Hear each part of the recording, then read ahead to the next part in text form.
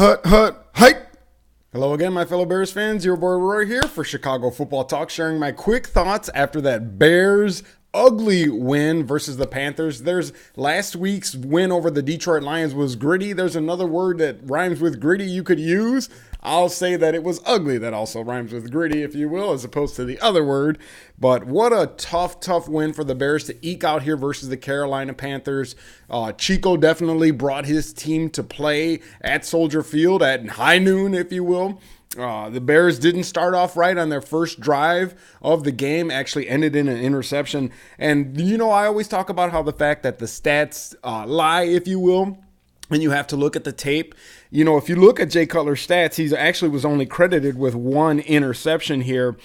But he had two, if you include the one on the 2-point conversion, which they don't include for some reason. So I will say that he threw two interceptions in that game. But he did take blame before he even took the podium at Hallis Hall in front of the hordes of media. Zach Zaidman got time to him alone, and it was aired on WBBM. He mentioned right away that, it starts with him. He accepted responsibility, that the whole team wasn't also executing well. And actually, Brandon Marshall kind of echoed those comments, saying that Mike Tice did call a good game, though it was questionable. I'm not saying he did. That's what Brandon Marshall said. But Brandon Marshall and Jay Cutler both basically taking heat off of Tice, putting it on themselves, saying it was execution. Everybody did fail. I mean, there were drops, bad passes, bad decision-making by Cutler.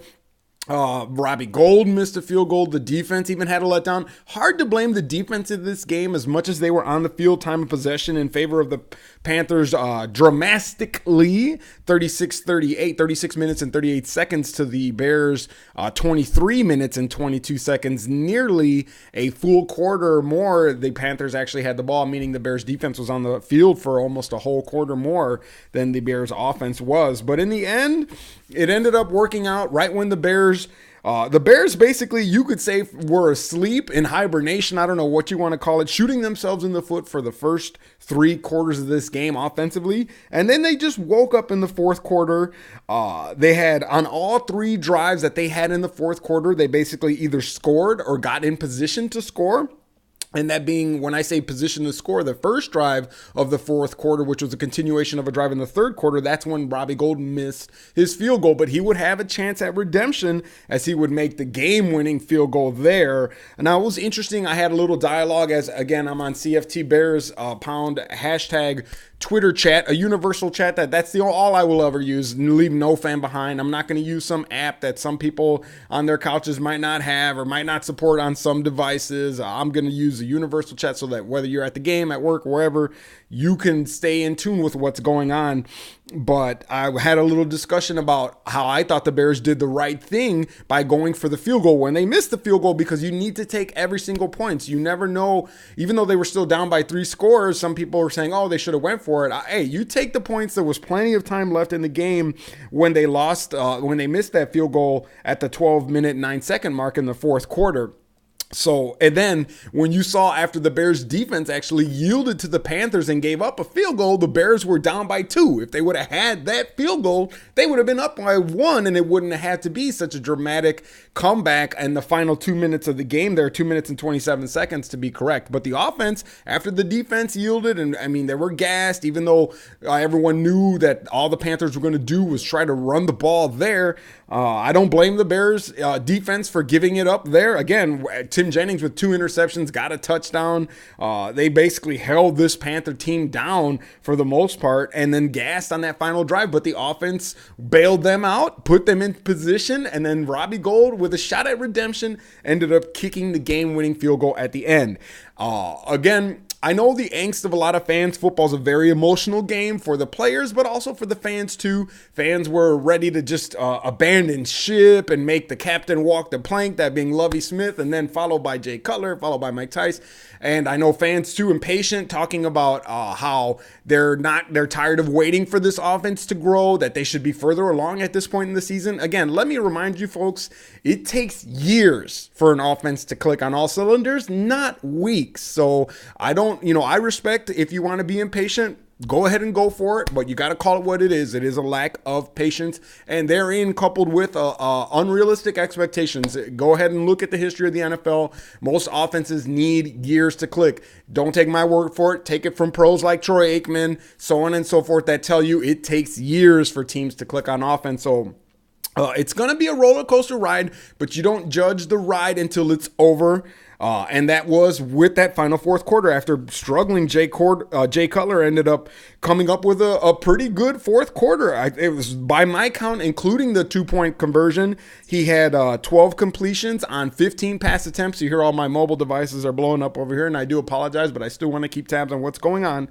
1 touchdown and 1 interception. Kellen Davis came through. Keep working on that jugs machine, because it came in and it cashed in. They were able to capitalize when they needed it most. I would just say Matt Spaeth needs to get on that jugs machine as well. But the Bears clearly showed, as some very smart fans realized finally, that the Bears miss Alshon Jeffrey. Injuries are going to take their toll. This is what I was saying about how you got to give credit to Emery, because you see what again, in that fourth drive there, the final drive, the game-winning drive by the Bears, it was a 55-yard drive. 36 of those yards were gained by Brandon Marshall. Brandon Marshall with 4 completions there to basically move the 6, 1 third down conversion on 3rd and 3.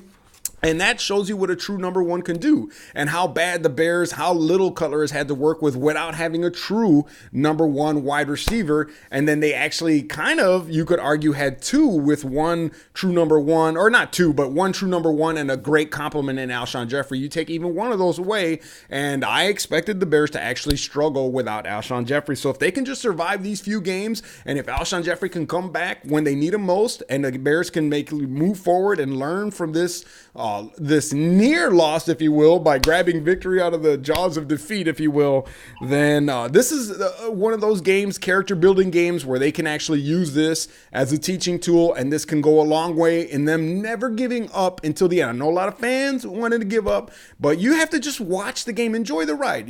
That game was shades of the Cardinals' victory. I know some fans argued that. We can all call them like we see it. I didn't say it was exactly like that, but it was definitely shades of that Cardinals win in 06 on Monday night. Where everybody thought it was over, and it took a whole team to basically come back and bring this team back, including the fifth phase, like I said, Walter Payton there to basically help calm the winds at Soldier Field, and also blow the wind, if you will, on that 6-yard punt there. So a great lesson for Bears fans, for the Bears team themselves, that you just can't, you have to wait until the game is over, let the whole game play out. And I know a lot of fans too, again, just can't let good enough alone. In the heat of battle, things are going to be said. We aren't always going to be as courteous to each other as we should be. So those lip-reading fans who have the awesome skill to lip-read, I guess I'll just have to take you at your word, or whatever Cutler said that was caught on camera before the half. I give credit to you lip readers, but I'm not going to, I don't care what he said to the fans. It's the heat of battle. What did you say about Cutler during that game? And do you want to take that back? These same fans that were criticizing, getting all over Cutler for what he said at the half? Well, Cutler has to take it back, but you can't. Okay, so, let he who lives in that glass house, or he who has not sinned, as they say, just enjoy this victory and wait till the roller coaster is over, if you will. It's a long season to go, and the Bears just need to keep building on this, and we'll see what happens as the games progress. Again, it was a short week, so we'll see what happens. The schedule definitely gets tougher. Victory Monday, and cheers to everybody that enjoyed that game. As always, for Chicago Football Talk, your boy Royce. Until the next time, I'll see you soon. Peace, and I'm out.